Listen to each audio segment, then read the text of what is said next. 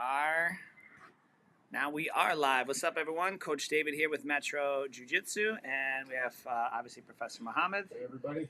And a very special guest, Preece. How are we doing today, Katie? Hi, I'm good. Thanks for having me on, guy. Absolutely. Something I want to point out is we got kind of full setup over here, and so if you want to know which camera is actually pointing, just look at the red dot if you're trying to make eye contact. Yeah, so that'll kind of give you some.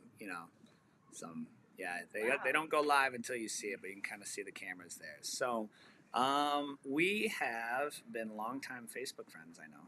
And I think it's our first time meeting in person, at least directly in person. I'm sure we've seen each other. Yeah, I think I've seen you around at some tournaments and things, out and about. But yeah, this is our first time like sitting down and getting to know a little bit about each other for sure. Yeah, and we did a lot of messaging back and forth about what we're going to talk about today. Obviously, you're pretty involved in jiu-jitsu community, grappling community, health and wellness space, and excited to. I was up like midnight last night learning about peptides, and I was like, I don't even know what these are.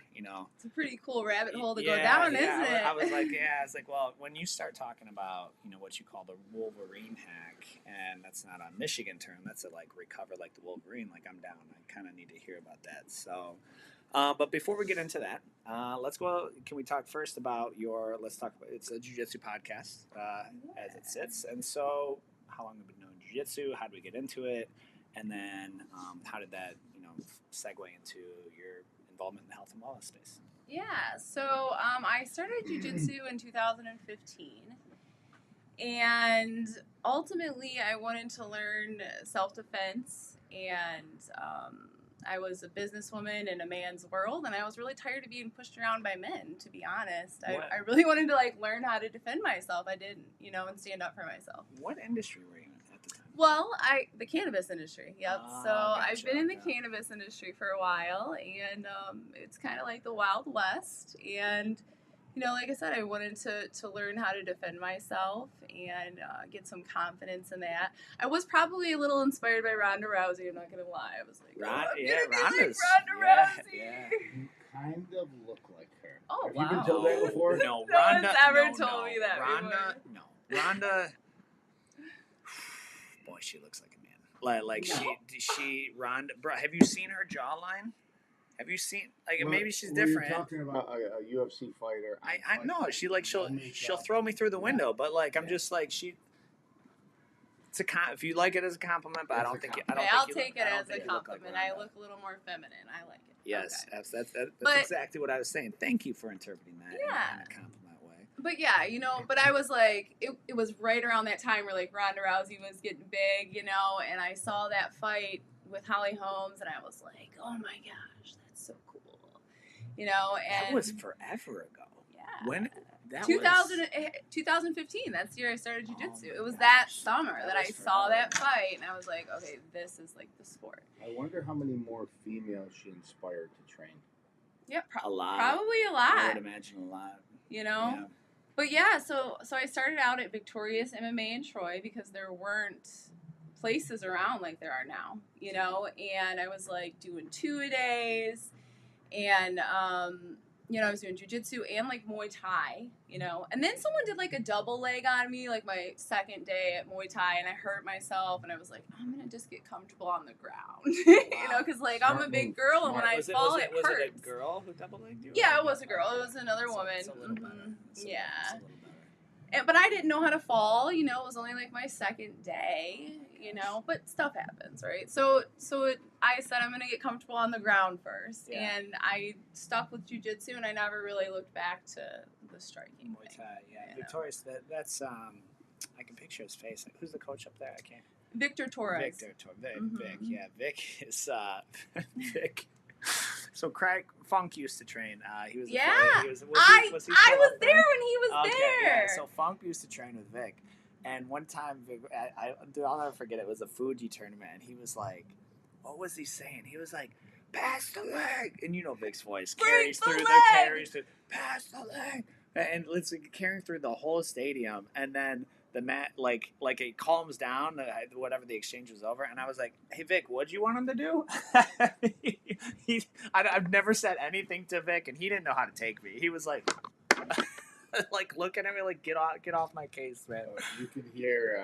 He's got a voice that carries. Oh yeah, for yeah, sure. You can hear passion, and sometimes if he's frustrated, he's gonna let you know during that match. He's legit, man, for sure. So go ahead. Yeah. Sorry. No. So that's where I started out, and then as the journey went along, there were jiu-jitsu places started to pop up closer to me, and and throughout that too, I was going through my own health struggles. So You yeah. look great. Thank you. So I used to be really heavy. I used to be 370 pounds. Yeah. So I lost a bunch of weight, and I went in for like the mommy makeover, and I got breast implants. And these breast implants made me so sick; they almost killed me. I saw again, I kind of see your stuff occasionally, and yeah. And 370 pounds. Yes, yeah. I'm telling you, dude, you should I've seen because I've seen even I think you lost a lot of weight before we became like Facebook friends, and then I've seen even since then you've really toned up and leaned up and everything, and so, but then I did see something about the breast implants and you. Because I'm sure there's like a stigma to it, right? But you spoke up. You're like, "Hey, listen," and I can't remember the full details. What happened? Like they made you ill? Yeah. Like sick? So what happens is breast implants are made up of silicone. Whether the outer shell is silicone and they're filled with saline, which was my case, or it's silicone with a silicone filling. And silicone breaks down in your body over time. Not only that, it's a foreign object. It creates an immune response. The body forms a capsule over that. And then, like I said, the silicone starts to break down in your body over time. And it causes all this. Ultimately, it causes cancer of the immune system eventually. But are you saying breast implants can cause cancer? Yeah, so I actually helped lobby the FDA to put a black box warning on implants. Wow. So, we've been working on legislation in Michigan for about 5 years to require surgeons to give proper informed consent to women that are getting breast implants. Which you didn't have. Correct. And when I got them, in like 2007, I think it was, or 2008,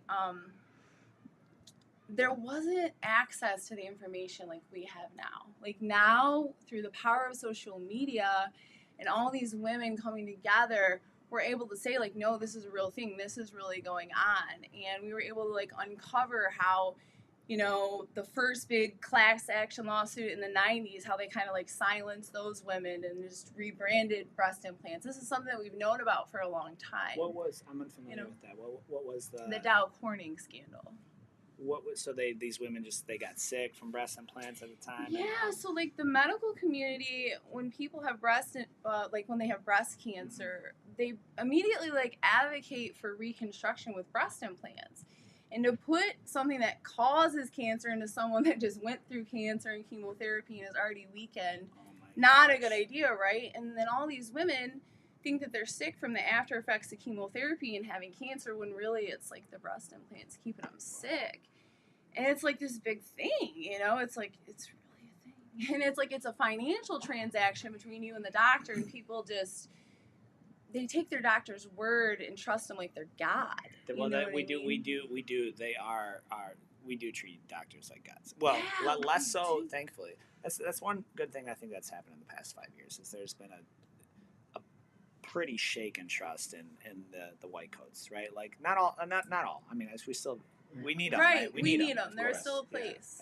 But trust but verify, I think, is a good. And the information now, is so available everywhere else. Where what's in a doctor's head is there's more out there information that's in a doctor's head than there ever was before. My my uncle who just passed away, the last week of his life, we knew he was declining. So I'm like, let me just get ChatGPT and put this information in. And I literally was putting in every single vital, every single update on his health. And literally it would give me the information that the doctors were without sugarcoating anything that's coming back. And it was amazing because I was putting in the dosage, the medicine, the symptoms, the previous conditions. So, we felt we didn't need a doctor to tell us what's going on and what our next steps were. You know, because was he currently in the hospital at that point? He was. He's the one who passed away.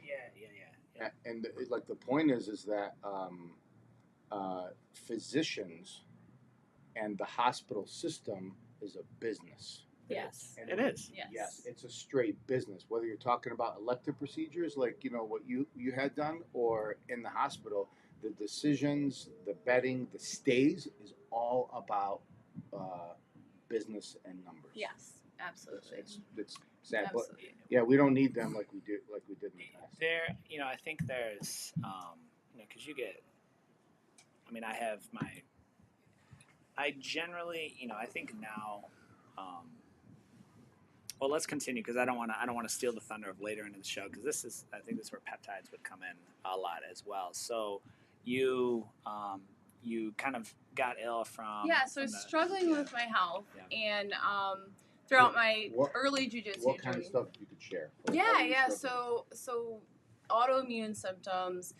My hair was falling out, rashes, constant fatigue, joint pain, gastrointestinal issues. Yes, and I mean, they told me, oh, well, you have rheumatoid arthritis, you have lupus, all these different medications, At one point, I was in a pain clinic. I was on stuff like fentanyl and morphine, So when I got my, and I'm sorry, rewind a little bit right before jiu-jitsu, right? And when I got my medical marijuana card in 2009, so I did not use cannabis recreationally before medical marijuana. And when I got my card, I used cannabis to detox out of the pain clinic. And I've heard that. It saved my life. Yeah. You know what I mean? Because I see the after effects now of the opiate epidemic, and my brother passed away from it, unfortunately. So I really truly believe that route saved my life. So when I got into jiu-jitsu, I literally was going in there with the clipboard, having, asking people that I didn't even know were police officers, like, here you go, you want to sign for this? You know what I mean? And they're like, oh, I'm totally for it, to get it on the ballot to legalize it. Okay. So anyways, I'm going through, I'm doing jiu-jitsu and I'm struggling with my health, and I'm going from doctor to doctor, and the diagnoses are just adding up, like all these different things. And eventually I landed in the oncology department. And I thought I was there to get an iron infusion, and he made my daughter leave the room. She was probably like 9 or 10 at the time. And he said, you understand why you're here, right? And I'm like, yeah, to get iron. And he's like, no, people in your condition either have cancer or advanced HIV. He's like, you don't think you have HIV, right? And I'm like, well, no. But he's like, but I knew that I had an issue with the implants. I knew that they were leaking at that point. No one wanted to take them out. The first estimate I got was like $18,000 to remove them. And so I remember at one point, it was like that jiu-jitsu I felt like was the only thing that was keeping me going, because like going there, being able to like focus on that and only that was really just like a part of my medicine too. You know what I mean? So eventually, through social media and the power of social media, I figured out that it was the implants making me sick. And in 2019, I got myself the best gift ever for Valentine's Day and decided to love myself, and I got the implants removed. And how'd you find? Because you said a lot of people they probably wouldn't want to touch, someone else's work, and then I'm sure there's liability. Yeah, it was hard. How'd you track down the right doctor or person to? Social media, through the power of social media, finding a group with like 100,000 women that were suffering from the same symptoms as I, list of 40 symptoms. And we started to develop a network of doctors that believed in the implant illness and started to take them out. Well, because that's the thing, too. I mean, and I think that's a really important, I don't believe in broad brushing anything. Medical business is very much a business, very much so. Yes. But there are medical professionals who, they take a common sense approach to it, and they really got into it, not for the money, more to actually help people. And you can find them hey, yeah, there's actually a lot of research to say that, you're injecting, a foreign object into your body. This is bad.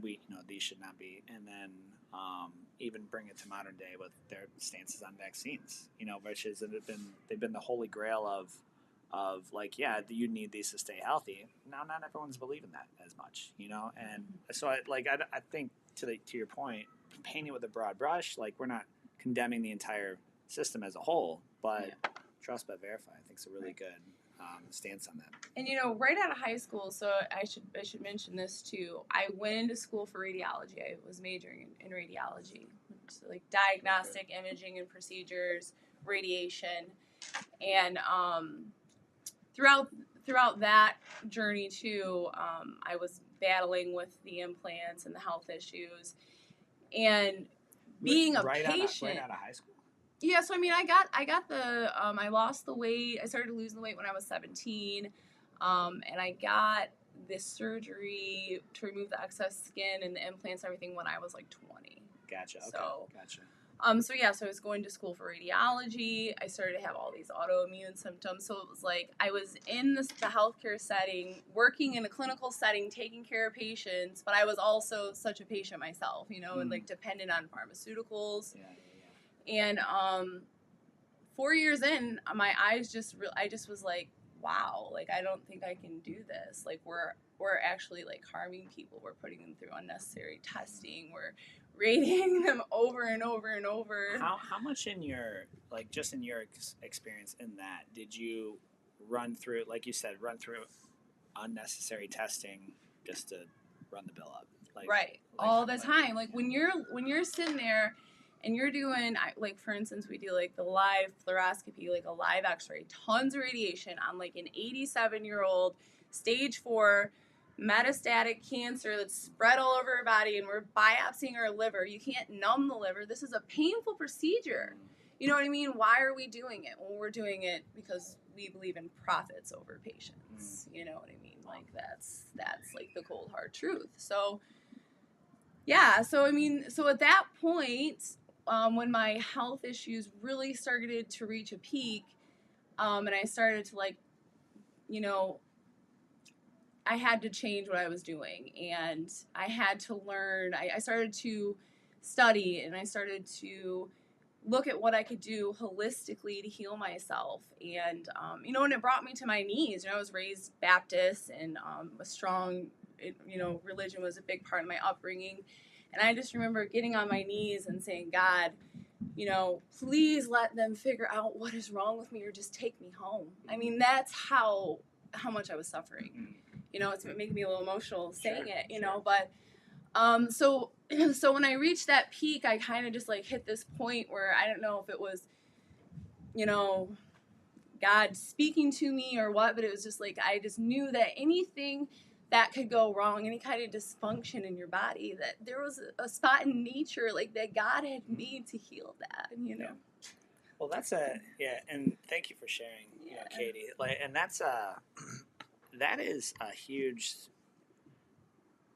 I think there's, as I was looking up, I was learning about peptides last night. I was talking to Amanda about this, and we just kind of got on the topic of even supplements and things like that, and she's like, well, where does that play into, because there were no supplements 2,000 years ago. There was just vegetables and fruits and meats and things. Like there was no like pill for that. And she's like, well, didn't God design the body to heal itself? And kind of do like he didn't design to just. I mean, sure, there's from a this is not a religious podcast, but like we believe in the fall, and it's a fallen world, it's a cursed world, and so like we're all gonna die, but at some point along, like the body was designed to kind of take care of itself, right? I get cut, it heals itself up. There's a scar, I get sick, I have an immune system, I kind of rebound from that. And there's just this, it's an overwhelming, and I don't know how long it's been that way in Western culture, but it's just, there's a pill for that. There's a procedure for that. We got to get out here, and it's like the only option.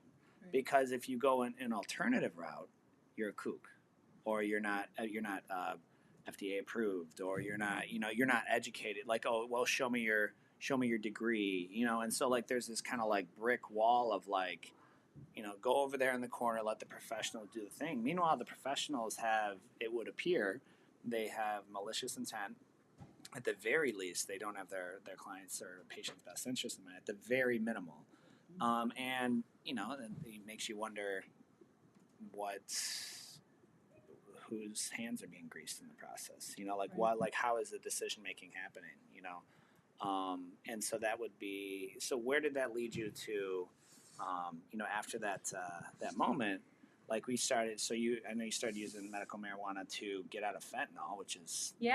So I started using medical marijuana to reduce all the symptoms I was feeling from the breast implants and all the autoimmune conditions and symptoms, and it really it helped me, get off of all of that.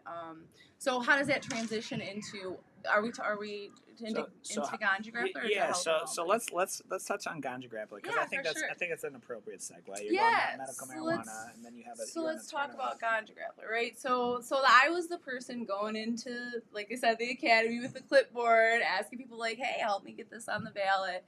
And I started to see. When you say ballot, what do you mean by that? Like where ballot? So the ballot, for us to vote on. So once you get 256,000 signatures from registered voters, that gives us the opportunity to put the decision on the ballot for everyone to decide.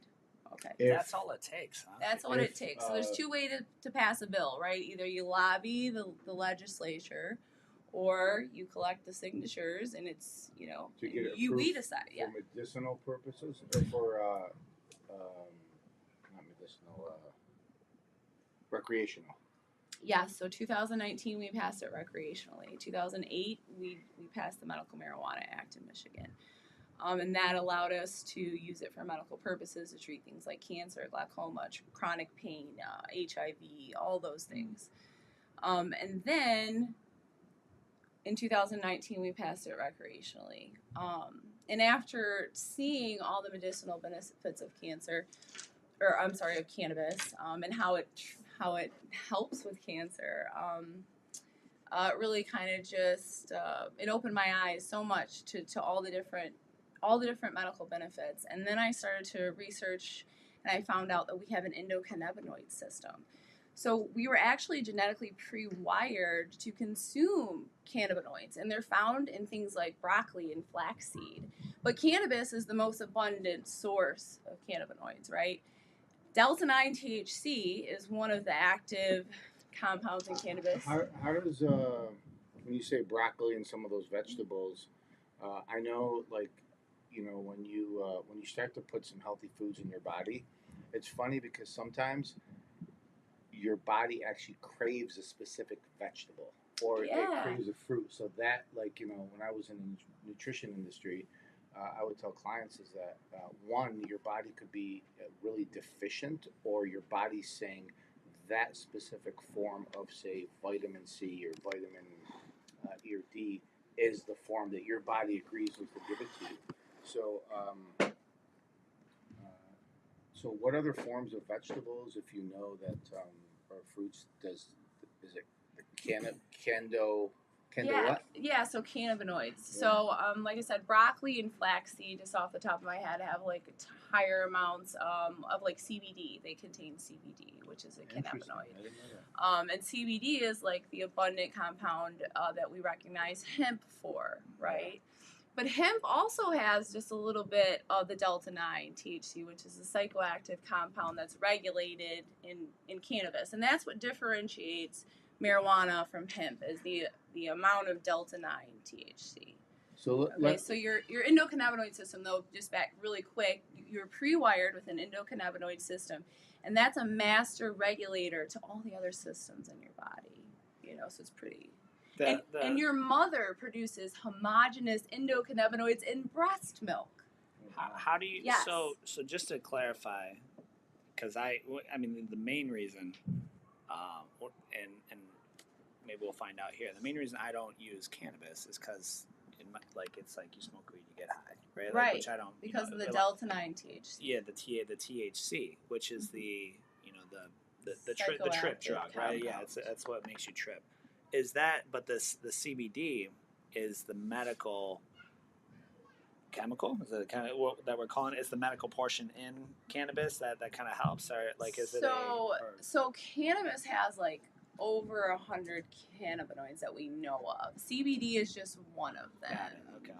Delta 9 THC is just one of them. THCA is just one of them. CBN is just one of them. Is there a way to use cannabis without getting No. Yes, there is. Absolutely. So the Delta 9 THC isn't activated until the cannabis is heated. So you can consume cannabis in its raw form, juice cannabis. You can chew it? You can juice cannabis. And you can put it into foods, and it helps with so many different things. Wait it a helps second. stimulates appetite for people that are wasting. Let me get clarification. Mhm. I'm going to call it a dime bag. I'm old school. So you get a dime bag, you put it in your little thing, you roll it up or whatever, and when it's heated, that's when it's activated. Yes. But you're saying you could actually take that piece of THC or marijuana, put it in a Blender. and you will not get high? Yes, that's exactly what I'm saying, which you'll get all Are the you health kidding me? benefits. No, I'm not. Pretty cool, huh? That would. I'm scared to try. I'll be honest. I'm So- scared to try. I'm scared.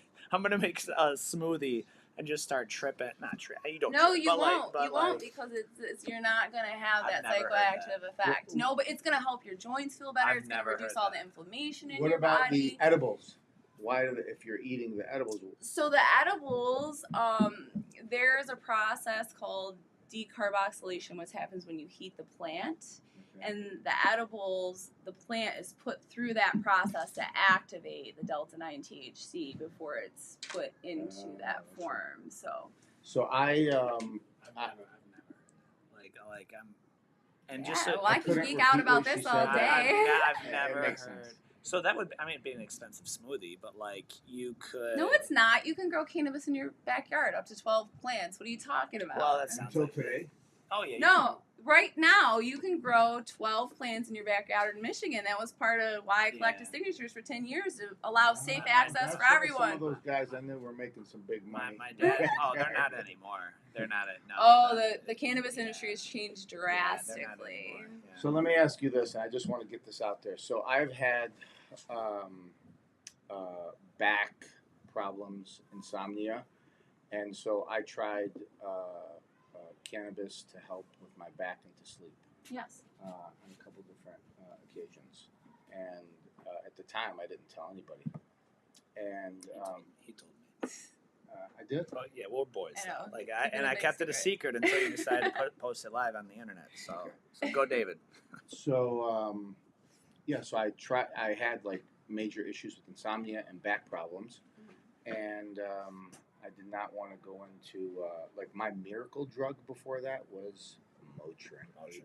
Oh, so bad for you. Oh my God, Motrin Deteriorates all your joints. It still is the miracle drug, but that's why I'm like it's not sustainable. Yeah. So I tried the cannabis, and it didn't work. And I tried so we had some people who actually work in the industry, Mhm. and I've gotten different forms. I've gotten different forms of edibles, and this is years Topicals. ago. And the one thing that it would completely disrupt my mindset, and I could not function after taking cannabis. And I just was wondering if you could talk about that, and if Smoking. You smoked it. well, it was like edibles. Edibles. smoking. Edibles. I I've see. tried many different ways at the time, and the one thing is like I would not be able to function I would- like, I as would- a all human about being. the dose, guys. Microdosing is amazing, right? Once you're like a seasoned stoner, you can function high. You know, you but don't give off at all like a seasoned stoner. Like No. my seasoned stoner. I think of the Breakfast Club, like the guy from the Breakfast Club. That's what I picture as a burnout. So you don't give that vibe at all. well, thanks. So, but when you use cannabis, like cannabis enhances my performance on the mats. It allows me to get into that flow state easier. It allows me to be really creative. I always joke with people I like could see that. I'm a That pothead. portion I could see because it like for me it made my brain race like speed or like it would like. we just need to play with the dose a little for you. I tried like literally the smallest possible dose. I went to from a half of a brownie to a quarter to a bite to one little gummy, and anytime it went in my system, I just could not. So another problem you might be experiencing is a lot of times with those bigger companies too, they use a THC, a delta 9 THC, and it's a concentrate. All the other cannabinoids have been boiled off.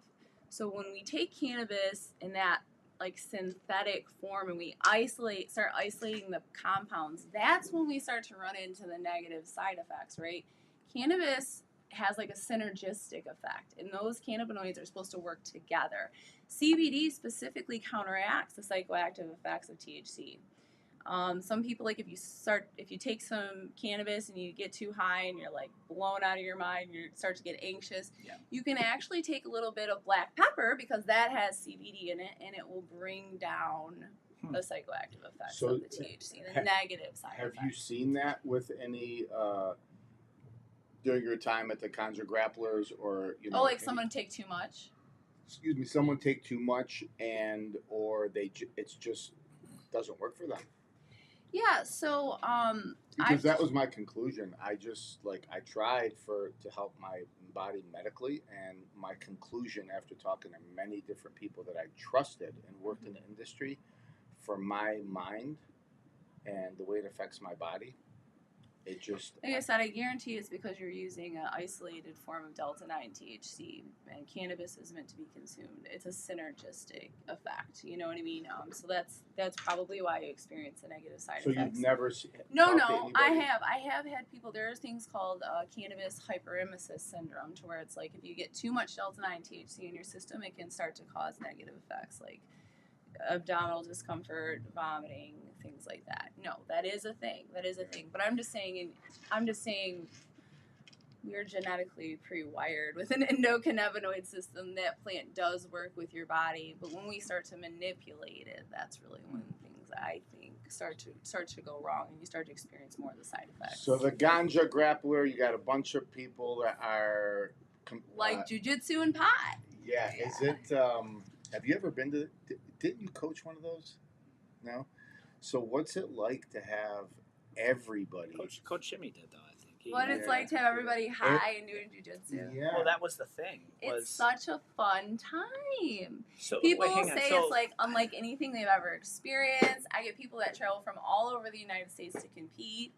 And it's a really fun time, and it's great because we get to break the stigmas of the lazy stoner that kind of surround cannabis, and let people see that you can use cannabis as recovery and as to enhance your performance, and give people that choice of pharmaceuticals over plants. How many tournaments have you had, and when's the next one? Oh, that's a great question. Well, we started in 2021. I don't know what the official count is. I'd have to think too hard about that. But we've done a couple of years since then. We haven't done one yet this year because I'm kind of working on a bigger thing. I don't have a date set in stone yet, but I will definitely share it with you guys when I do. But yeah, we're going a little bigger this year. But in the past, we've done quite a few outdoor events, which were really nice because, most stoners love nature. I love nature, I don't really know. Someone who's like, do you like nature? No, give me concrete buildings. Okay, yeah, you're right. You took a whole bunch of people to school. What was it that? The picture rock site. Yeah. Yeah, you nature. You're definitely I'm into. I just hate the city. It's a stark contrast. Yeah, if I never saw a city again, I'd probably be all right with it. So I got to ask another question, because we have viewers who train jiu-jitsu, who've trained jiu-jitsu, who are interested in jiu-jitsu. We also have parents and families who are watching, who watch our podcast. So I'm the Ganja Grappler because competing is it's part of jiu-jitsu for me. Do you have kids at these Ganja Grappler tournaments? And as a parent, I'd like to know, and as working with parents, has kids ever competed at the tournament, and can you speak to having kids in that atmosphere? And at an early age, what message are you or is that platform sending to kids to watching them compete high? Yeah. So, as I said, my introduction to cannabis was cannabis as medicine. And I've seen so many people come to me in the jiu-jitsu community too that are like, oh, look, I've suffered from seizures my whole life. Like, I use cannabis as medicine. This is how I train. So, like, the fun aspect of it is just like a plus. You know what I mean? But as far as the kids and bringing in kids, my children have always been raised to know that cannabis is medicine. And I think that, the tables have turned over the last couple of years, especially since we legalized it recreationally. And a lot of people treat it like alcohol. Yeah, that's what I was going to say. So you've raised your kids to treat cannabis as medicine, which I'll agree with that. So has your stance changed with your kids? And if you had to go back now that it's like legalized for recreational use, do you see it and preach it that way? I don't believe in kids using cannabis or promoting cannabis to kids unless they have a medical necessity. I mean, I've helped people with stage 4 gliomas in their brain go into remission with cannabis. It is a very powerful medicine, and I would never want to turn that medicine away from anybody or discourage them. We've seen miraculous things with kids, being disabled by seizures, use cannabis to regain a normal life and have quality of life. So in no way, shape, or form would I ever want to turn anybody away from that. As far as ganja gripper, I try to keep kids away. Once in a while, people will show up with a kid, and I'm like, oh my gosh, don't take any pictures of them, get them away. Because I don't want to make it, you know what I mean? Because I don't want to in any shape or form promote this to young people in jiu-jitsu. I think cannabis has a place in medicine. I think it's a better choice than alcohol if you're going to use a recreational drug. I think alcohol is one of the most dangerous substances because it's socially accepted. What class is alcohol? It's a class. What I forget which way they go. It's like 1, 2, 3, or 4. Alcohol is like a class high. Whatever.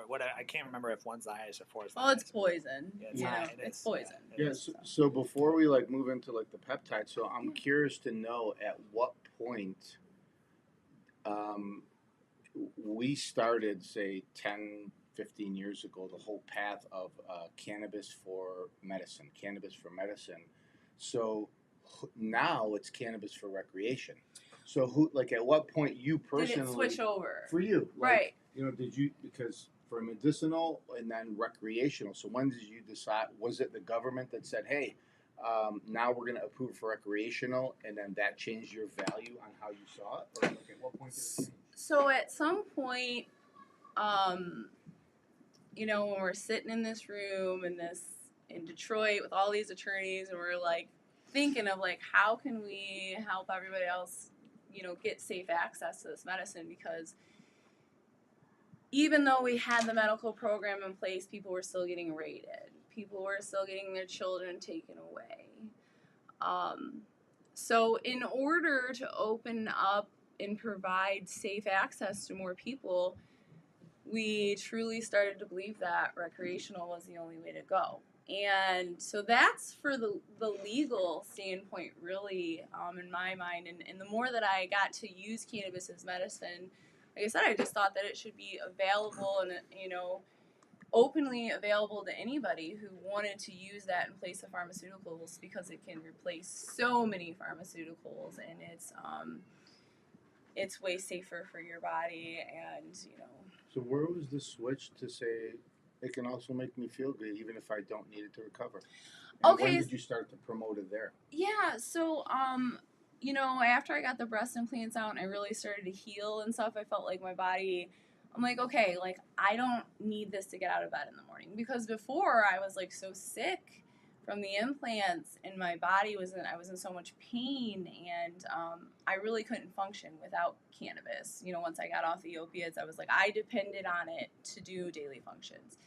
And now that I'm in a healthier state, I don't feel like my body requires as much to sustain that same level, that same psychoactive experience.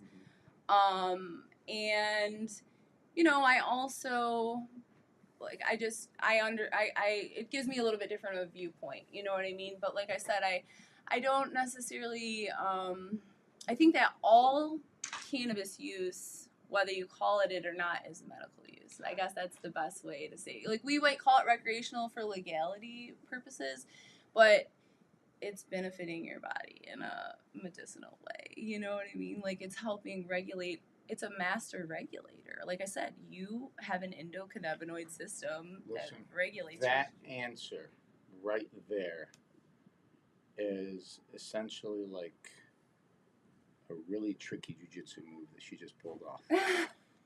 So you answered my question, but that's a sneaky jiu-jitsu practitioner pulling off a move on you. That's a Did compliment. the best I could. Yeah, but no, I was just curious to know, to speak on it, because coming from a different position, like as Muslims, we believe in the benefits of like black seed and honey and dates, and they have very, very effective uses for the human body. We also believe that that there's a saying that says God has created a cure for everything except death. So when God says it's your time, it doesn't matter what you do, what you take.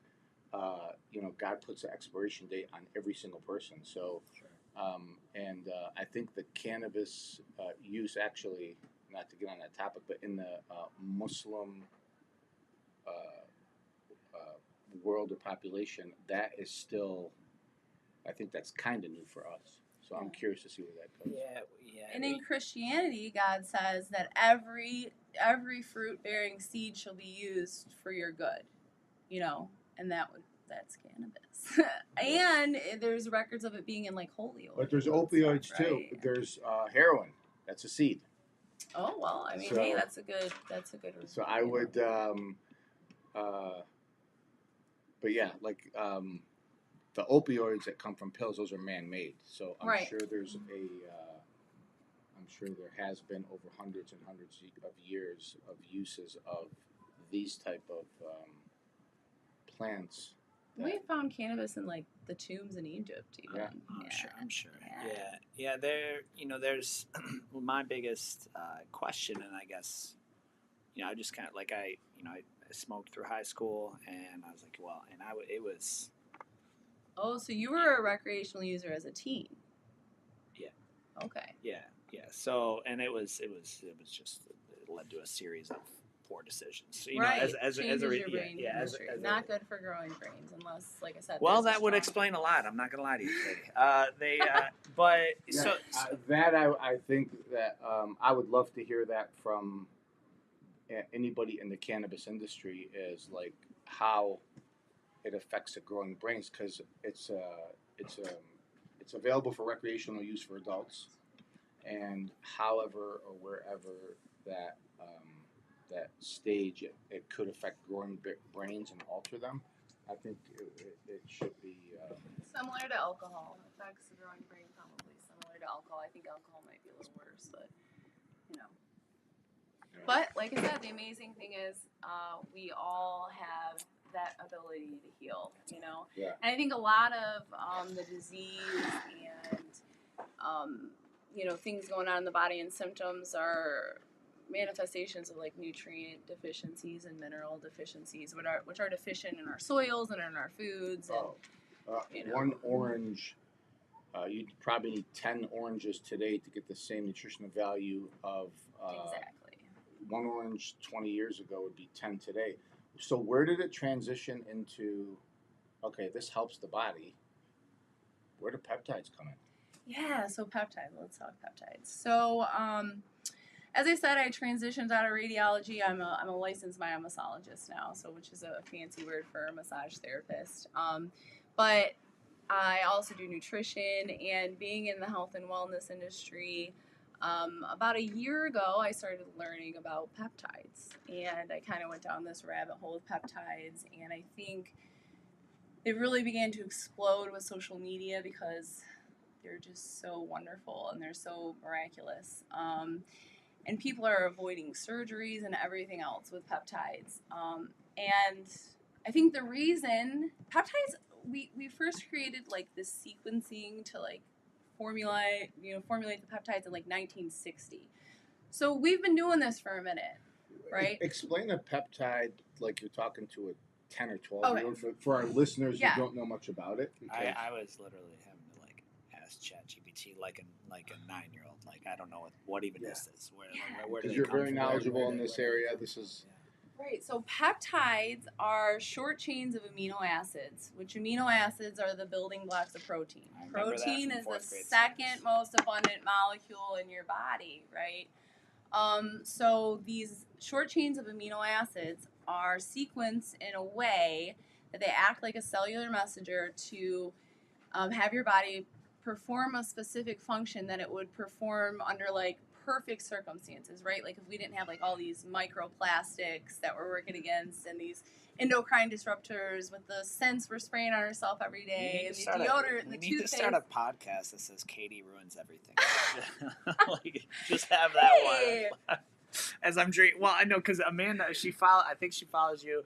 And then she's always telling me like heated plastics on the list. She's like, you're getting microplastics through your hot coffee and the lid. Like, and the food prep containers. We had to buy. She threw out all of our Tupperware. We bought like these. I like brand Amanda. my daughter made us I spent get way rid too of much straws money. and buy steel straws. Yeah. And because of that, and they go inside the animal's body in the ocean and stuff like that. Right, Yeah. but we just like the way we live and our lifestyles, we're working against so much stuff that is disrupting our hormonal function and disrupting our bodies, operating like the well-tuned machines that they really are and at their full potential. So the peptides will tell your body to get there. So there's different types of, there's different classes, right? There's like endogenous peptides that you produce yourself, like the BPC 157, which stands for Body Protection Compound. That's a peptide that's produced in your gastric juices. Insulin is a peptide and a hormone, okay? That's produced by your body.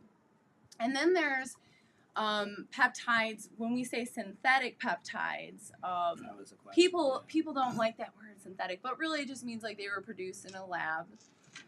And then there's peptide-like drugs like semaglutide, which replicate the GLP-1 agonist and help suppress, the sugar cravings, help with the glucose resistance or glucose intolerance, help with the glucose levels in your blood. What helps with what peptide helps with sugar cravings? Because I know when I was in the industry, that is like semaglutide. That's a major retatrutide. Yeah, that's a major problem with people. Is you take carbs and the artificial stuff that they put in there that says no sugar, they actually turn into sugar in your body, become insulin resistant, and sugar cravings are like sugar is a devil for your body. Yeah. Artificial sweeteners and salt restrictions, right? We restrict salt. We need salt to live, and without enough salt, you become insulin resistant over time too. So that's like a big thing in a lot of these industries. We're like, restrict your salt, restrict your salt. Coconut water and pickle juice are my favorite hydrating supplement, by the way. Nice. I have two questions. Yeah. The synthetic is, you're like, well, all that means is it's made in a lab. How do we source it? How, where, how and where? I don't know. Like, how do you make something? Like, and where does it come from?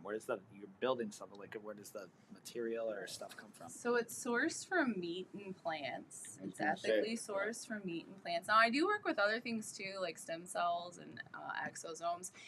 And we do clinical trials with those, and we actually source it from fetal cord blood. I've taken those. I've had. Yeah, very expensive though. Very expensive. So peptides in relation to those, way less expensive. They're way more affordable. They're practical, and we can source them more ethically. So when it says synthetic, because I was looking up a couple of them, and I can't remember the acronyms, but all that means is I'm going to take a crude analogy, right? So, like, if I take, you take something natural like peanut butter, and you take something natural like chocolate, and you put them together, and now I've got a peanut butter chocolate product that it's synthetic. But did I take two natural things and make them together to create the synthetic peptide effectively, or is that correct? So you're going along the same path.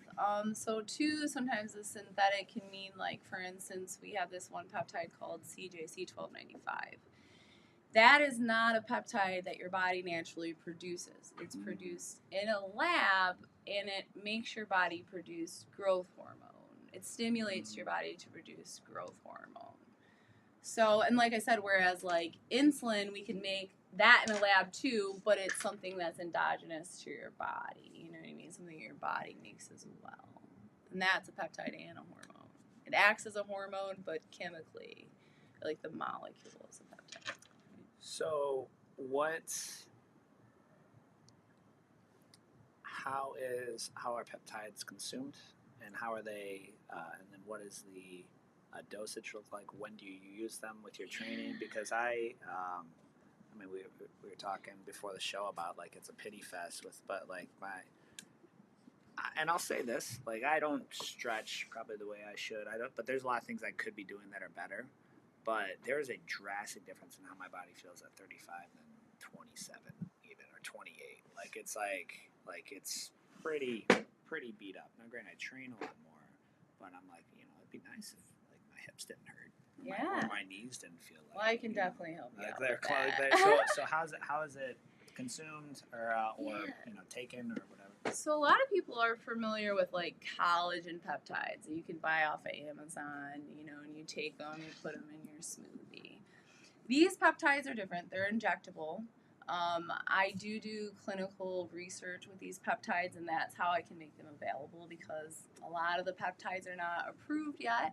We're hoping through this research to make them more accessible to more people, because they're pretty awesome. But they are injectable. So you basically have a consult with me, and we do an intake. Needle? Like a needle? It is a little insulin needle. Mm-hmm. Yeah, it's an insulin needle. You don't really feel it. It's like the smallest needle that we make, but you will love the results. How often? Where's your office at, or where's your place at? Yeah, so I work virtually. I run a telehealth platform, and you can go to that by just going to teamwellness.org. You can schedule an appointment with me and work virtually. We'll put that in the links, you guys. The link, the description, and everything. We'll put that in there. But I do have an office in Beverly Hills if you need to come see me for like manual therapy and I need to put my hands on you and work on you. I have an office in Beverly Hills. Michigan. But Beverly Hills, Michigan. It's right down south. Just to clarify, because we get a lot of people on Beverly YouTube, Hills, Michigan.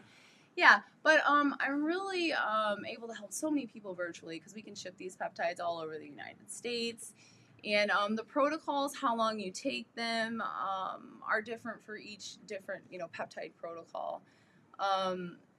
The one that is most common in the sports industry, though, would be the Wolverine protocol. So that's a stack of the BPC 157 and the TB 500. And we call it the Wolverine protocol because it literally makes you regenerate like Wolverine. And I'm like, it's just amazing. A 100% success rate with this. Out of how many people? So far, I mean, I've helped. What's the average age of clients that you work with?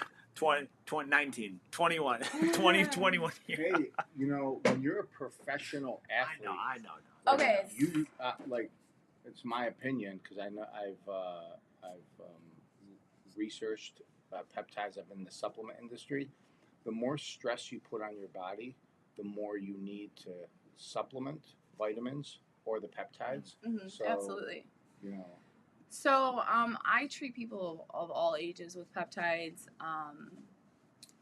From the early 20s. Even and actually a couple teenagers at this point too, of course, with their parents, treat people of all ages with the peptides. It's a 100% success rate, all ages. A recent example I'll give you is someone came to me, late 40s, marathon runner. He would do those triathlon, those 100-mile races. Wow. Both the knees were blown out. Bone on bone. Was it David Goggins? No. Okay. But and and he had like had maybe like a rotator cuff injury or something like that with the shoulder, right? But he was focused on the knees. He wanted to do like one last hurrah. He had like this 100-mile race that he wanted to do. I started him on the peptides. I think he did the peptides for like 30 days, prepping for the race. Mm-hmm. He completed the race. Can you get results in that short amount of time? Yes. Wow. So he completed the race. He said 50 miles in, he blew his Achilles tendon out. He blew his Achilles tendon, and he finished the race. Wow. And he said his knees didn't bother him the whole time, and it fixed his shoulder too. Wow. So That's the cool career-ending injury. Kobe Bryant. Yeah. His Achilles. Yeah. So, just really amazing. I treat some of the strongest, most impressive athletes in the world. And I mean, I don't want to like start to name drop because I mean, we do follow HIPAA guidelines, you know, but I mean, I'm treating people with, you know, multiple spinal fusions that are able to get up out of their bed without pain. And I mean, this is life changing because it's not like an opiate. It's not like an NSAID. You know what I mean? We're not just putting a Band-Aid on the problem. You're actually telling your body to regenerate and heal, up the stem cell production, heal the tissue.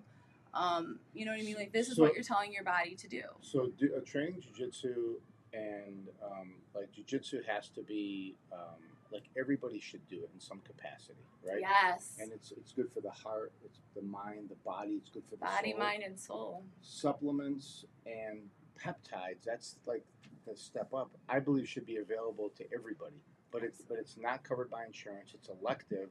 So, and I've had many of our members. We have a lot of masters in our team that are really interested in the peptides. I've talked to students and other BJJ practitioners all across the country, but the one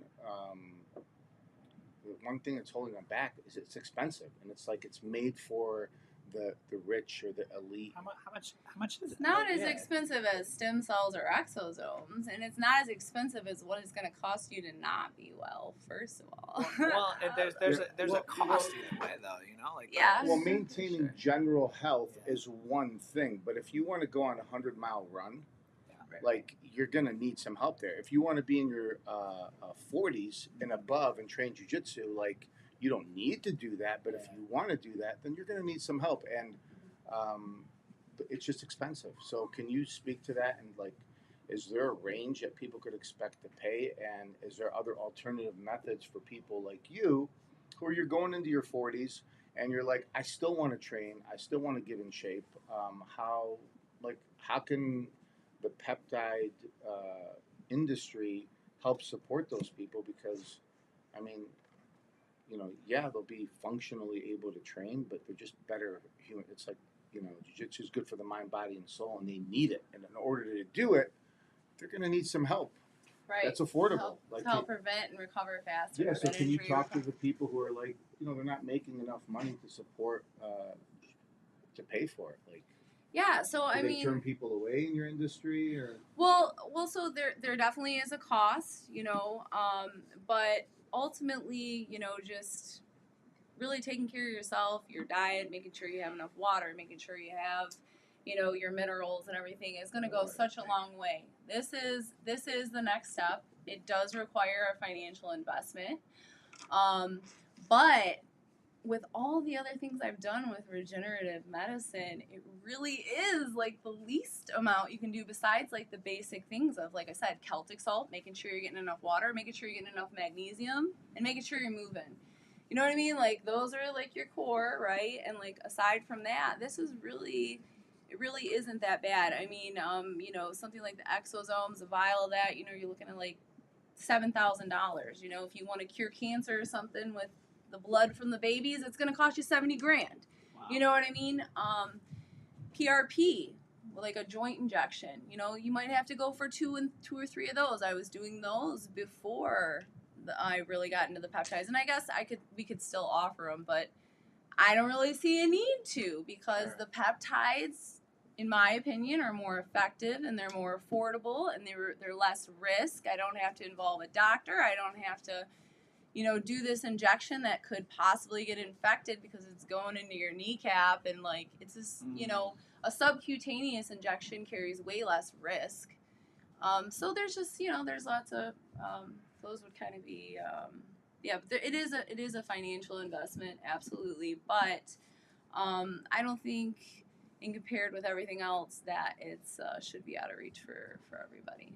Well, and we have this conversation a lot too. I mean, people say jiu-jitsu is expensive, but it's like, all right, let's pull up your bank statement, dog. Like, pull it. Like, let's kind of see what we spent on.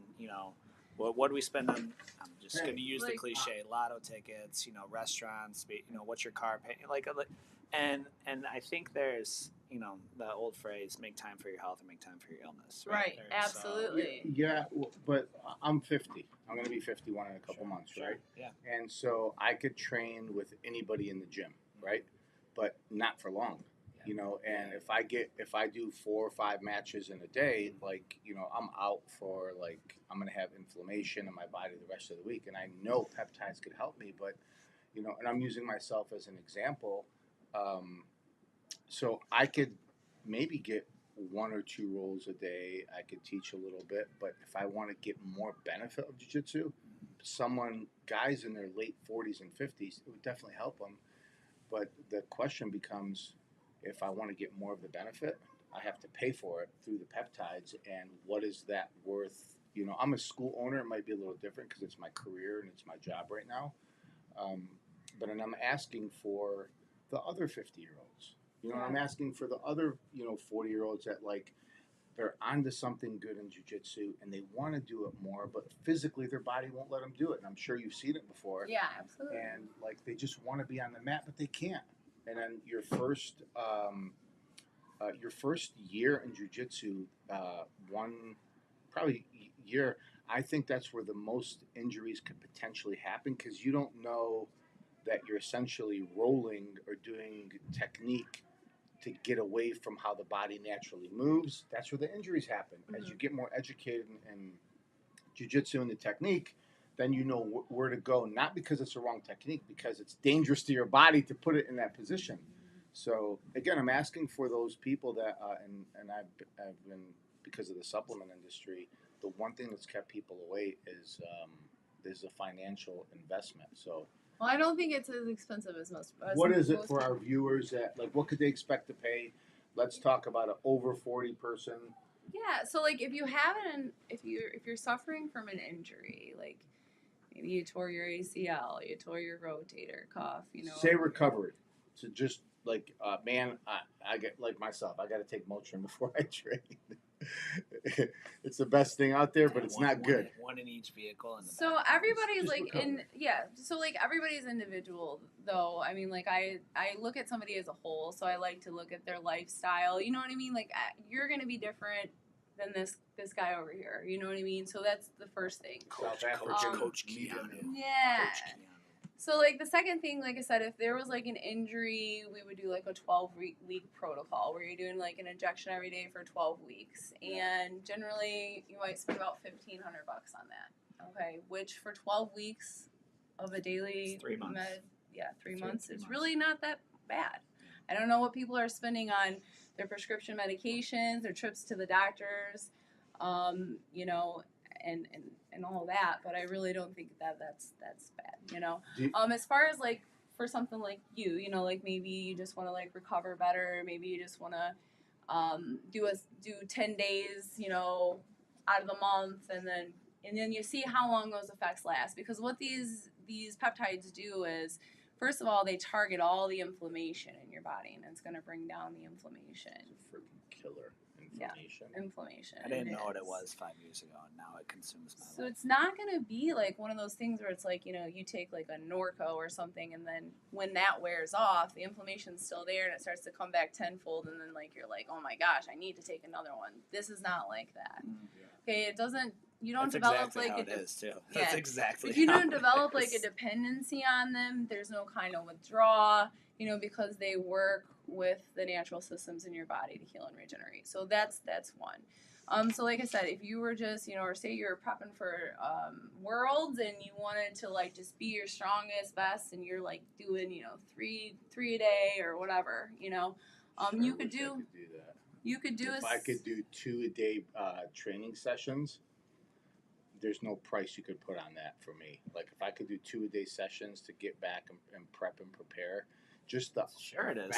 Sounds like about $200 a month or $300 a month in peptides. That's what it sounds like. For somebody my age, you think it will sustain them to go through a camp to train twice a day and physically be able to get through that? I really feel like Superman when I take Superwoman when That's crazy. It's really amazing. Like I said, I help some of the strongest, most impressive athletes in the world I'm breaking optimize their health.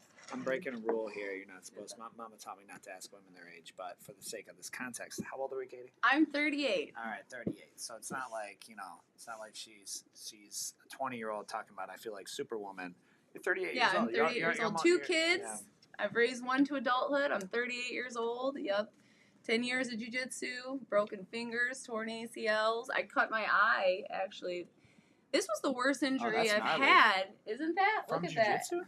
I caught a knee, and it was like the craziest. It was just one of those freak accidents, and it was like a fountain of blood, but it healed up really fast, like me, like the Wolverine. Like it literally did. It healed up so fast. So, and so the peptides too, because I think it's important. You talk about like masking symptoms, and that's all things like Motrin and Norco. Yes. Whatever those painkillers. Motrin and Norco are 2 different classes. Well, but they're one's just a lot more powerful. Like they're not repairing the body in the terms of the things. And I know, like when we had that stem cell workshop they cause damage. Not only that, they cause damage. But not stem cells. I'm sorry. So, Norco and Motrin. Yes, the pharmaceuticals. But the stem cells, like that was amazing. like 7,000 for a couple. Mm-hmm. There's different there's different levels of things you can do, but that's like $7,000, and then it could last for a duration, which obviously it helps. But in terms of did you do stem cells? You said? I did. I did. Oh, you did? No. How long do you think they lasted? Like the effects from them? I would say minimum 6 months, 6 to 8 months, or 8 months. So these peptides will upregulate your own body's stem cell production as well, which is part of how they work. I felt like my cognitive function. I had just got out of back surgery, and a few months prior, and I wanted to get back to training, and I wanted to compete. Yeah. Again, so I actually 6 months afterwards. It was 6 months afterwards I competed. Wow, 6 months after back surgery. That's amazing. Yeah, 6 to. I'm trying to remember. They're running together now. Yeah, where'd you compete at? Was it Dallas? No, Atlanta. Oh, that's right. That's right. And because you just you're like, hey, I'm leaving. It was like the tournament was Saturday, and you're like, oh yeah, I registered by the way on Wednesday or something. Yeah, and I only did it I really only competed to strengthen my mental. It was like a mental thing, and but anyway, 6 months afterwards, I felt good, and I was training for maybe a couple months, and the clarity I had in my head cognitively was probably one of the biggest things that I noticed from stem cell. Yeah, nice. Well, and there's I think there's, because we're doing so much damage to our body, and it's not just the training. You need to, if you want to be competitive, you should be doing a form of cardio outside if you can, cycling, running, lifting, and all of those things. I don't know if the viewers can hear what can sound like childish mayhem through those doors, but those are my 3 kids, and Scarlett is screaming at them. I'm cracking. I don't think they can hear it though. But you should be doing all of that as well, and We that's also just, have a full summer camp program. yeah, right those we downstairs. can't hear. Yeah, those can't that we can't hear. But it just kind of wears on it, and then it becomes to me too. You can say, talk about stretching, and you do these things, and now it's like, so now it's another half hour, 45-minute a day regimen to do these. Not that I'm like looking for a pill, but if I'm like, wait, if I could just get like an injection or another treat, like that would help, and it's actually going in. I'm just picturing like this, like. I think building blocks is an appropriate thing. Imagine you push a brick wall over, like that. You destroyed your body, and then these peptides are the masons that just come and kind of rebuild it, rather than just putting up a boarding it up or a tarp, right? Which is all that kind of like things like Motrin and just painkillers. That's all they're doing, Right. is kind of covering them. So. I do want to go back to. Can we go back to cannabis real quick? Yeah. Because I think these are. We can talk about whatever you want. Yeah. Well, this is I've never heard. But do we have comments, by the way? My comments are not showing up. Apparently, it stopped with Chad Huber. Yeah. Yeah, we had a guy named John Garner. John Garner. Yeah, he's a good friend. Went to church together. A client of mine, and sold him a house. What did he say? John War says- vet. Thank you, John. John says, a lot of people become dependent on it though, and it rewires your dopamine track, so you got to be careful with it. I don't disagree with it, but I also don't condone it for kids and as recreation. I'm in the psych field, and it absolutely is horrible for a growing brain. It rewrites your brain chemistry and alters your serotonin and dopamine levels, making people more dependent on it. I wonder if I he talking about 100% agree with it. He's talking about cannabis. Cannabis, Is what he's talking okay, about. yeah. Yes. And yeah, absolutely, it can definitely do that, and overuse is a thing. Like I said, you can get hyperemesis. There is an actual syndrome from overusing cannabis. So what Absolutely. you mentioned? And just one more other comment. Oh yeah, sorry. Aaliyah Ardell. Ardell, yeah, that's Sure. Aaliyah Ardell. So she's trained with us. I don't even know how many. She's competed in Ganja Grappler. Yeah, I know she yeah. has. So she She has. just said, "Yay, Katie." Yay! Yeah, I can't. I love you too, girl. They're not showing up on here. I don't know why. But where's that? Where was that at? That's on Facebook. Facebook Metro. Okay. Yeah, All right. Yeah, so- it's not showing. That's all right. In regards to John Garner's comments, I guess just to sum it up, it's the idea that it's good for the brain in some ways, but definitely not for growing brains. Correct. Yes, like I said, unless there's some Cannabis we're kind of talking about. medical Yeah, we need, would. like I said, like if a child is having seizures or if they have cancer, you know what I mean? Then the risk would outweigh the benefit. What? So, I guess let's start with a few questions. You had mentioned you had like an aha moment. You're like, oh, you were using recreational marijuana as a minor, right? And I was like, I think 16, 17. So I wasn't like 12, but actually maybe been younger. I can't remember. 15, 16. Whoa, Uh, that's a growing brain. I was just gonna say. It might have been 15. That Effects. explains a lot. Effects. Might have been That 15, explains. 15, 16, 17. Yeah, 15, 16, 17. And so what, like when you hear that, what is your brain to like, oh, well, that can definitely alter your brain. Like in what way? Like, am I... Yeah. What So, did well, I- I mean, what I did I think do? the expert said it the best. Really, is it can rewire the serotonin and dopamine, and it can definitely affect the growing brain. How it does it, I don't think that we fully understand yet. Is part of the thing too. We don't fully understand how it affects the I see. developing brain because the legalities surrounding cannabis are so new. We're figuring it out. You know what I mean? But what we see so far, we know it can be harmful, but we're still learning. But and so then we can also someone like me who you mentioned the Bible preaches every fruit without that has a seed or whatever, but then it also says be not drunk with wine, don't be filled with the Spirit. So that's saying you can't take anything that's going to affect the way you think, right? So like a common misconception, a lot of people think that Christians they don't drink, right? You can drink, you just can't get drunk, right? And so same thing with marijuana. I'm like, I don't even know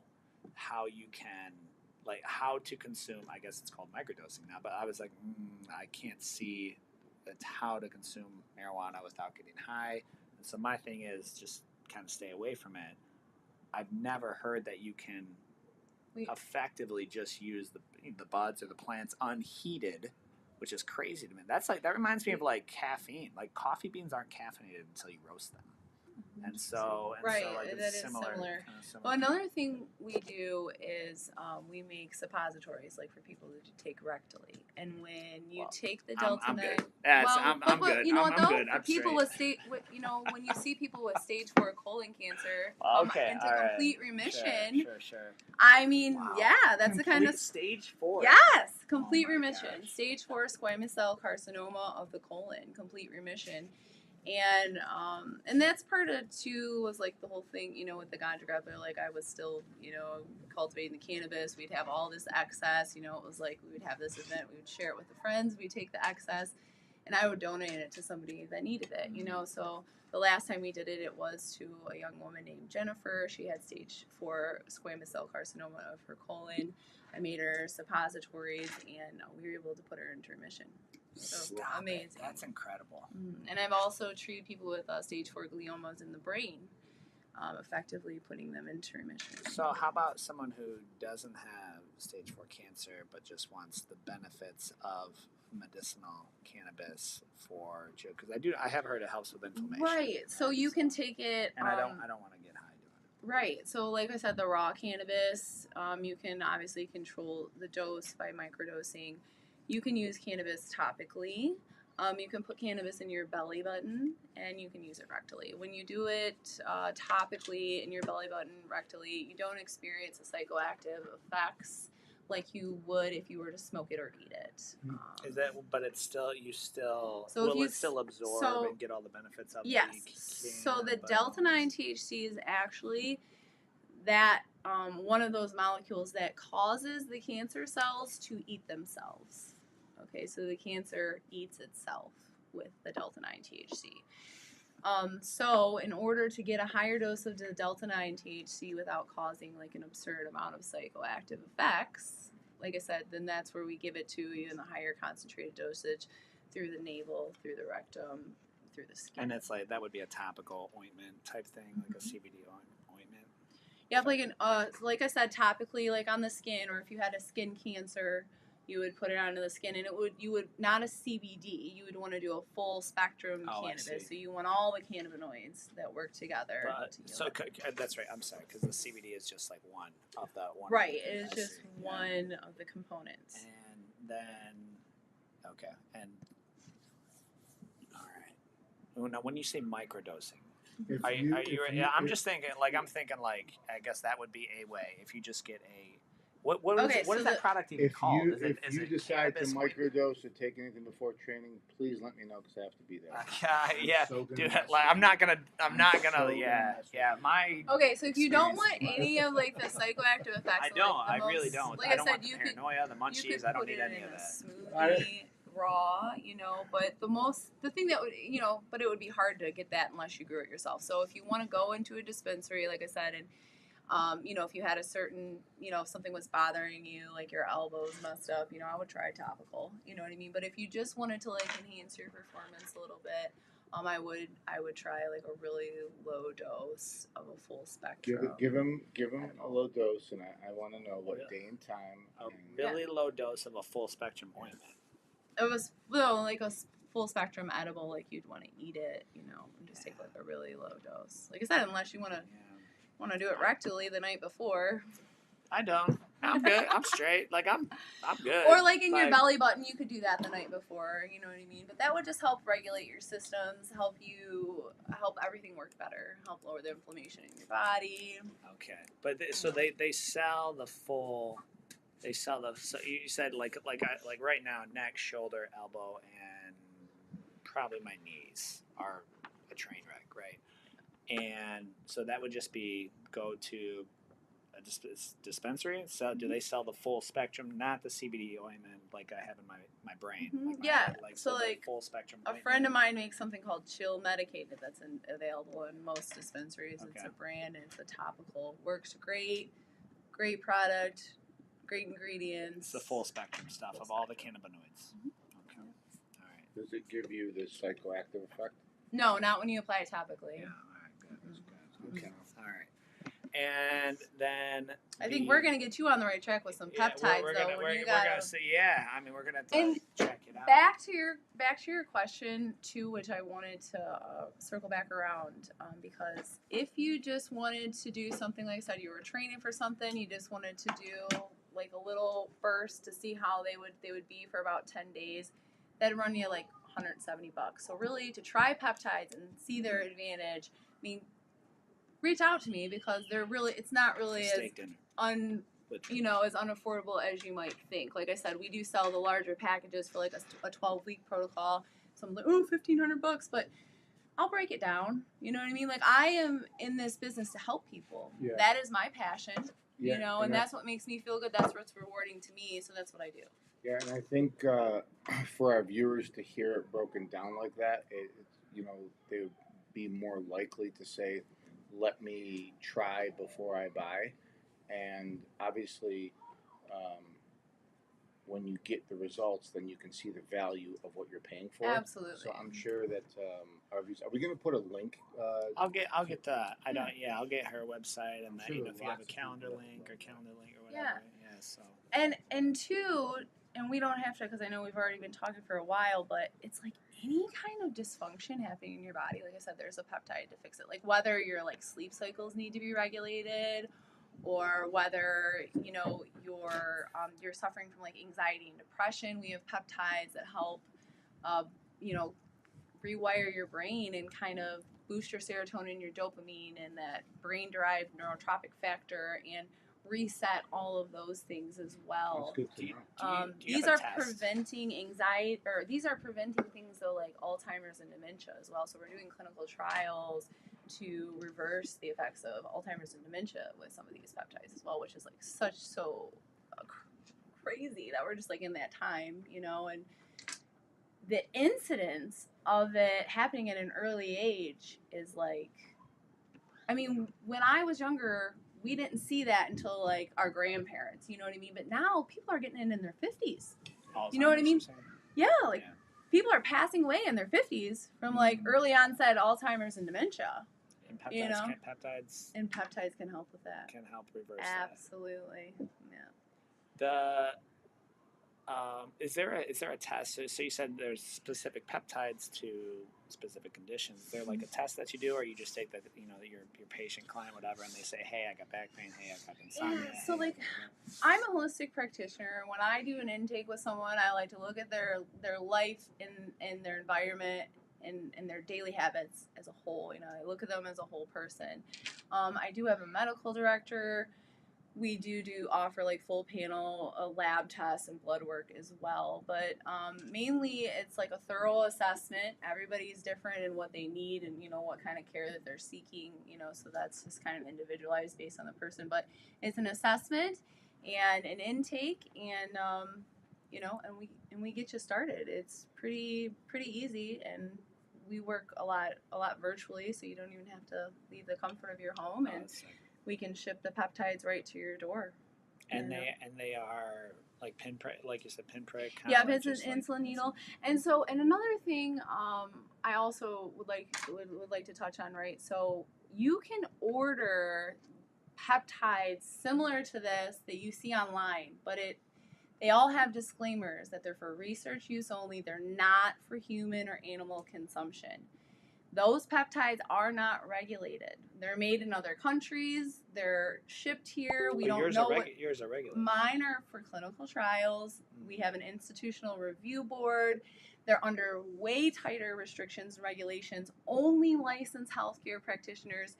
You can only get these through a licensed healthcare practitioner. You can't order the peptides that I get on your own. You know what I mean? So that is the difference. The purity. And just being able to, get that dosage protocol that, we know is effective, right? It was like when I remember you talking about like supplements, and people would go like, oh, I get mine from Costco, and you're like, that's not even like, that's not even like, I don't know how they can sell those. If you can order these online without a healthcare license, they're not the same peptides I have. You know what I mean? Yeah. They're not the same. Yeah. So, well, that is a lot to take. That's a lot of info to take. I mean, even more so, right? Like I kind of did, learned a little bit about the peptides, which makes to me, it reminded me of stem cell when they were talking about how it actually rebuilds. Like it reminded me of kind of what they were saying of you tear stuff down and this physically goes in and restores stuff. But so what's your you're how old, coach? 35. 35. So 35 years old, very, very active, training multiple times a day. Like, is this? I can only do about one. Like, I can only train Jiu-Jitsu. Yeah, Jiu-Jitsu. I don't do 2 a days, but I will lift and train in the same day. So I'll like lift in the morning, train at night. Or you'll do your bike. Peloton. Yeah, Yep. I do Peloton. I dig Peloton, and then train at night or whatever. So yeah. Yeah. So so is this something that you would try? And what would be like? Do you know what percent or increase in recovery or functionality that would justify you saying, I'm going to switch to from some of my supplements to the peptides? So Curious to get your opinion. Yeah, so and that's a good question because like with anything is like what does success look like? What do results look like?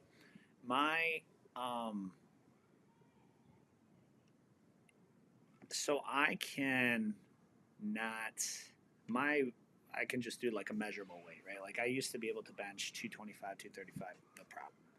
Like now it's about 150, and it's mainly because it's my neck, shoulder, and elbow. Thanks, Steven. Ass like off that arm block, like that sneak small ridge that like I'm playing with them. But like that it added to it. So that whole thing, I just right now holding this up right now is I'm in pain all the way up through my neck right to about my jawline, and so like this is limited mobility. So that would be like one. If I could get even full range and strength of this back, super helpful immediately, equally as much as my knees. Like my knees are. I can't. You see people like kind of. Tell you what, I think this is gonna be your favorite podcast. Yeah. So like people, I don't know if you can we zoom out on that camera? I can try and move it.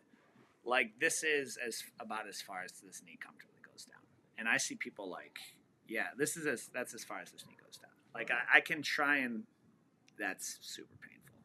Like to right. Like I'm gonna keep both either one. I mean, it doesn't matter. That's why I sit like this. People.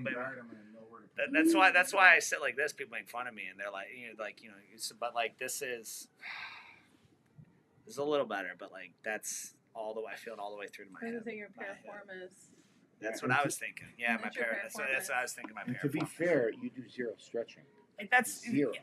Yes, you're 100%. And I don't want to take to me, it's like when I get done training, because it's like late. Like we got done with wrestling class at 8:45 yesterday. I'm like, let me spend another 20 minutes stretching here. I just kind of want to. I should probably stretch more. So those would be some.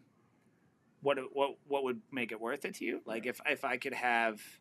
It's so worth it. Just wait till you try it. Not the flexibility, the knee pain, the shoulder would be the biggest one. Sorry. The shoulder would be the biggest one because like as like a practical thing, like that affects me picking up my kids. Like I gotta load and squat down now, and even just carrying stuff like that's a very measurable metric. I've had to adjust how I play front headlock.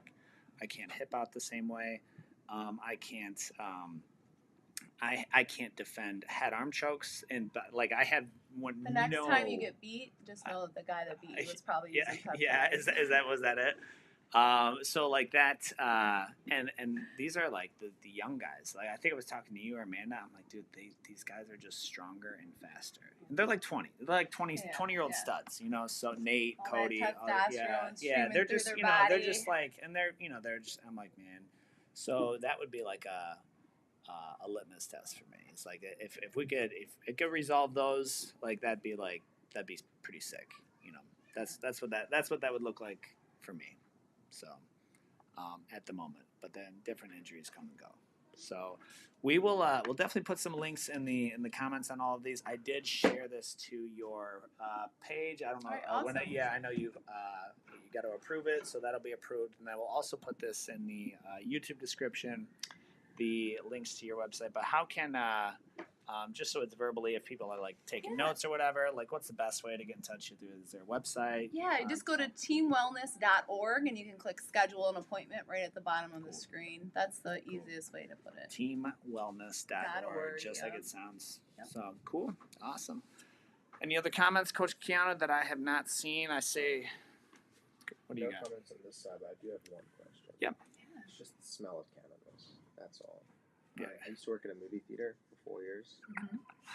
I have nothing against cannabis in general. I think it is a miracle drug. I think the physical applications of that plant are pretty amazing, like the plastic you can get from hemp and the fabric. Yes. So all that's incredible. It's just the smell. Yeah, you don't like the smell. I don't know what it is. Is it? I was So hoping. what's your question? I was hoping there was maybe you could give me more insight. If you knew why there's people that don't like the smell so adhesively, but I just can't get Well, behind it. The terpenes are what's responsible for the smell in cannabis, and there's lots of different, some cannabis smells peppery, some cannabis smells citrusy, some cannabis smells skunky.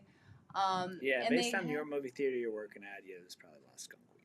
Yeah. But geographically, I'm guessing. There's different profiles of sense and taste, and those terpenes also play like a synergistic effect in interacting with the cannabinoids. We call it the entourage effect, and they have a therapeutic effect as well. So the smell of the cannabis is actually therapeutic, and it works with the cannabinoids to, to treat you medically or to help regulate your system. You're saying the smell is able Part of to the therapeutic effect.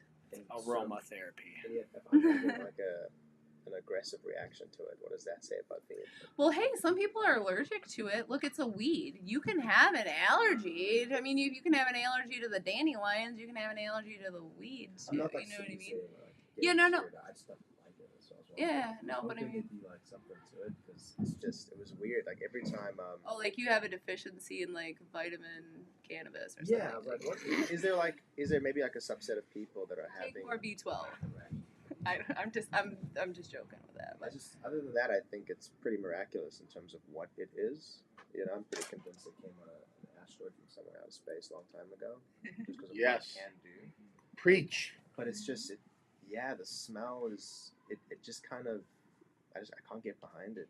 And it's a bummer for me because I'm like, there's so much application to this that I'm like, Have you ever used or tried it? no.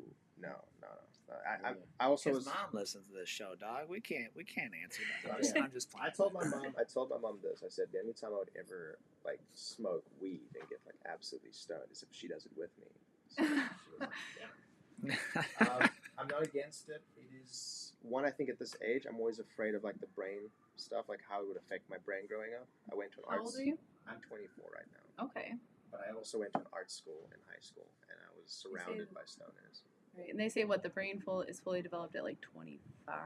Is that where we cut that off? So next year, then you don't have to worry about it. Next year you'll be fine. You didn't do damage. You didn't do irreversible damage like I apparently But did. it's also smoking.